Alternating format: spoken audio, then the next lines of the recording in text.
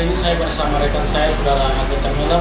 Di sini kami akan berbicara sedikit tentang bagaimana realitas negara kita saat ini, yang dimana dikatakan sebagai negara yang religius, yang di dalamnya memiliki beragam agama bahkan budaya.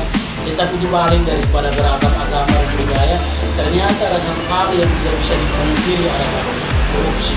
Dari sini kami akan menjelaskan sedikit tentang apa itu korupsi di kalangan Indonesia. Dan di sini saya akan mempertanyakan kepada saudara Ahmad tentang pemahamannya tentang korupsi. Ya, terima kasih untuk kesempatan yang diberikan kepada saya. Tentunya kita tahu bersama bahwa korupsi ini merupakan hal yang tidak asing lagi bagi kita warga negara Indonesia. Karena korupsi sudah diibaratkan seperti penyakit yang merajalela dalam tubuh seseorang manusia. Nah, untuk itu kalau kita membahas mengenai korupsi, tentunya berkaitan dengan atau sangat berkaitan erat dan dekat sekali dengan kehidupan manusia, karena korupsi yang kita tahu bersama bahwa korupsi itu dilakukan oleh manusia. Nah, kalau membahas mengenai korupsi, tentunya korupsi adalah salah satu tindakan yang dilakukan oleh seorang individu, baik itu pemimpin maupun karyawan, untuk memperkaya diri, atau dalam artian bahwa menyalahgunakan jabatan untuk mengambil hak orang lain demi menguntungkan diri sendiri. Mungkin dari saya mengenai definisi tentang korupsi yang ada di Indonesia seperti itu.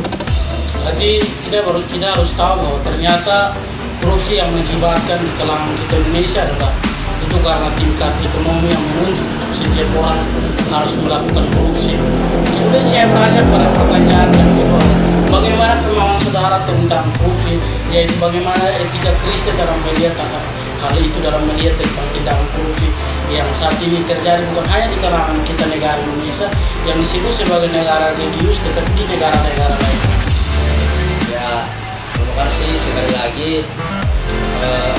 Kalau kita melihat korupsi dari sudut pandang etika Kristen, tentunya korupsi merupakan hal yang tidak seharusnya dilakukan, karena menurut saya korupsi adalah mengambil hak milik orang lain demi kepentingan sendiri, dan otomatis itu akan merugikan salah satu pihak dan menguntungkan kepada pihak yang melakukan korupsi.